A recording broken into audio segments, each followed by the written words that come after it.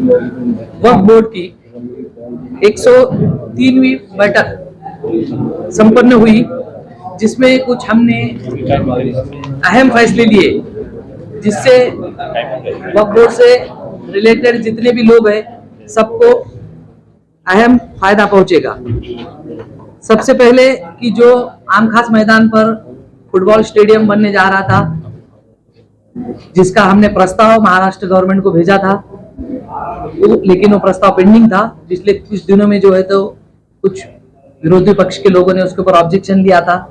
उस फाइल को हमने चेक करे, उसमें जो अधिकृत बोर्ड का ठहराव लेकर जो एनओसी देनी चाहिए वो दी नहीं थी, जो आज हमने उसका ठहराव लिया है ऑफिसेस के लिए, और वो हम अभी गवर्नमेंट को देने वाले। वो जो ऑफिस है वो फुटबॉल स्टेडियम छोड़कर बन रहा है। फुटबॉल स्टेडियम की 1 इंच जगह भी उसमें हिलने वाली नहीं है। ये मैं आपके माध्यम से बताना जा रहा हूँ। और दूसरी बात, जो फुटबॉल स्टेडियम है वो सिर्फ अब फुटबॉल स्टेडियम नहीं बनेगा, क्योंकि जो महाराष्ट्र गवर्नमेंट के पास जो हमारा प्रपोजल पेंडिंग था, उस प्रपोजल का हम फॉलोअप ले रहे थे, लेकिन गवर्नमेंट के पास पैसे नहीं रहने की वजह से वो नहीं हो सका था। फिर हमने हमारे अल्पसंख्यक मंत्री महाराष्ट्र राज्य दत्ता भरणे मामा, उनके साथ हमने मीटिंग की। उनके माध्यम से केंद्रीय मंत्री जो है उनसे मीटिंग की कि हमारे पास यहाँ पर पैसा नहीं है, तो पीएमजेवी के नाम की स्कीम है, उसके अंतर्गत अब ये फुटबॉल स्टेडियम बनेगा। वहां से पैसा आएगा हमको केंद्र सरकार से, और उसके साथ और इंडोर गेम्स जो टेबल टेनिस है या उसके जैसे जो भी इंडोर गेम्स है वो भी ऐड करके लगभग अब 109 करोड़ के प्रोजेक्ट से वो 200 करोड़ का हो गया है। हम केंद्र सरकार के पास जब गए थे, छत्रपति संभाजीनगर के स्टेडियम के लिए गए थे सिर्फ, लेकिन उन्होंने हमारा प्लान, हमारा जो देखा, उन्होंने कहा कि और एक स्टेडियम इसी प्रकार का 200 करोड़ का महाराष्ट्र में क्या और किसी शहर में हम देने के लिए तैयार है। तो इसी प्रकार का सेम स्टेडियम बीड शहर में बनने वाला है। ये दोनों स्टेडियम अभी साथ में प्रपोजल जाएगा, सुधारित प्रपोजल करके, और इसी के लिए हमने आज जिला क्रीड़ा अधिकारी छत्रपति संभाजीनगर और जिला क्रीड़ा अधिकारी बीड, ये दोनों ऑफिसर्स के साथ मीटिंग की और सुधारित प्रस्ताव उनको सादर करने के लिए कहा है। अभी परिपूर्ण कोई गलती नहीं हो, ऐसा परिपूर्ण प्रस्ताव ऐसा बना के महाराष्ट्र गवर्नमेंट के माध्यम से हम केंद्र सरकार को भेजेंगे।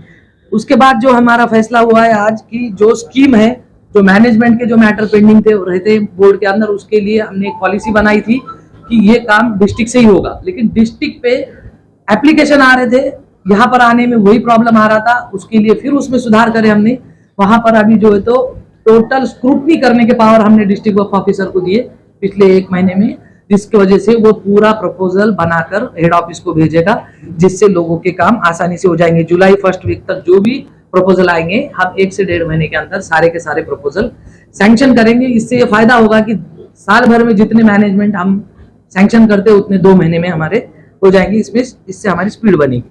दूसरा और हमारा अहम फैसला ये है कि महाराष्ट्र के अंदर जितने इंस्टीट्यूशन है जिसमें मैनेजमेंट ही नहीं था, जहां मुतवल्ली की डेथ हो जाती है, मैनेजमेंट का झगड़ा होता है, तो ऐसी जगह पे ऐसे 143 इंस्टीट्यूट को हमने डायरेक्ट कंट्रोल में लिया। अब वो हमारे वो डिस्ट्रिक्ट के डिस्ट्रिक्ट वक्फ ऑफिसर के जरूर मैनेज होंगे, डेवलप होंगे, वहां से इनकम बढ़ाया जाएगा।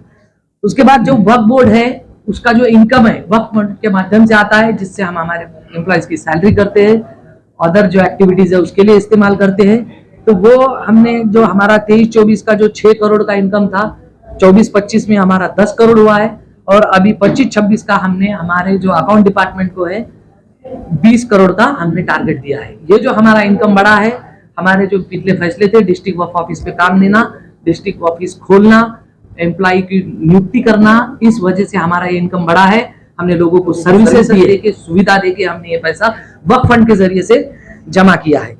और इसी तरह हमारे सुविधाएं, हमारे जो वक्फ मंशाए वक्फ है उसको सफल करते हुए प्रॉपर्टी को डेवलप करेंगे और हमारे इनकम को बढ़ाएंगे, और आने वाले इनकम से समाज का भलाई का काम करेंगे, एजुकेशन का और आरोग्य का। उसके बाद मीटिंग का जो सिस्टम है वो भी एक आज हमने अहम फैसला लिया है। पहले जो मीटिंग होती थी हमारी, एक सिस्टम होता था कि महाराष्ट्र वक्फ बोर्ड के अध्यक्ष एक डेट तय करते थे, सारे मेंबर से बात करते थे, सीओ से बात करते थे, और उस प्रकार नोटिस निकलती थी।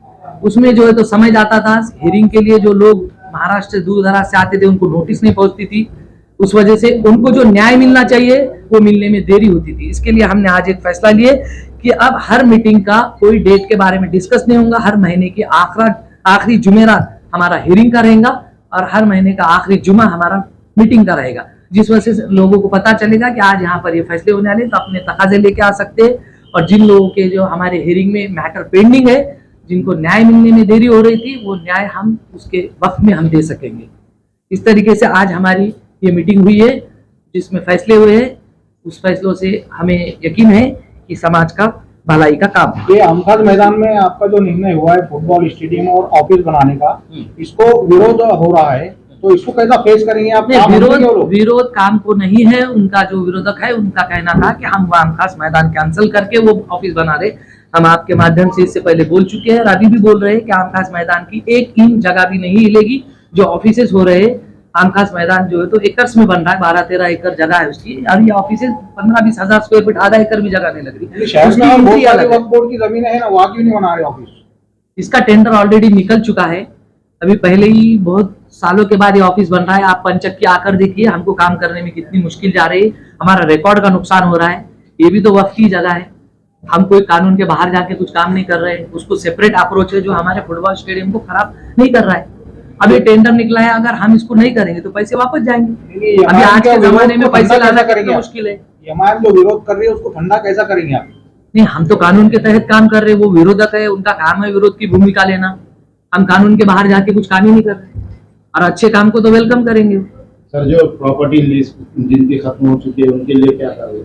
अभी हमने वो भी अहम फैसला लिया, मैं भूल गया आपको बताना, कि जिन जिन लोगों के पास हमारी वक्फ की प्रॉपर्टी है महाराष्ट्र के अंदर, सारे शहरों के अंदर जो प्रॉपर्टी के ऊपर बैठे हैं 50-50 साल से, अपनी बाप की समझकर, उनके ऊपर अभी हम न्यूज़पेपर के अंदर जाहिरात देने वाले हैं कि जिन लोगों के पास वक्फ की प्रॉपर्टी है वो 2014 के हिसाब से हमारे जिला वक्फ अधिकारी में आए, लीज रूल में सुधार करके उसका लीज रूल के हिसाब से किरायानामा करे और अपना लीज रूल के हिसाब से किराया जमा करे। अन्यथा उनके ऊपर हम सेक्शन 52 और सेक्शन 54 के तहत कार्रवाई करेंगे। यहाँ पे बैठक होंगी, तो बैठक कहाँ होंगी?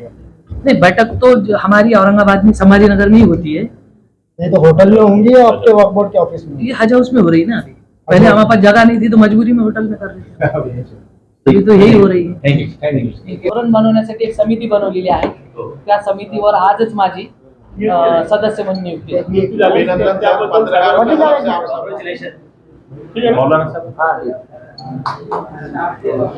युवा धोरण म्हणजे आपले सन्माननीय पंतप्रधान नरेंद्रजी मोदी यांचं एक खास विषय आहे। त्या विषयावर काम करायची मला संधी दिली, त्याच्यामुळे सर्वांचे महाराष्ट्र शासनाचे धन्यवाद।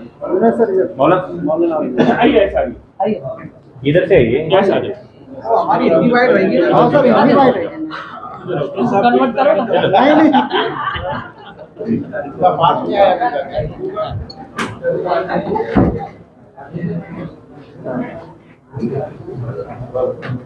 ओके, शुक्रिया। और कौन आइए?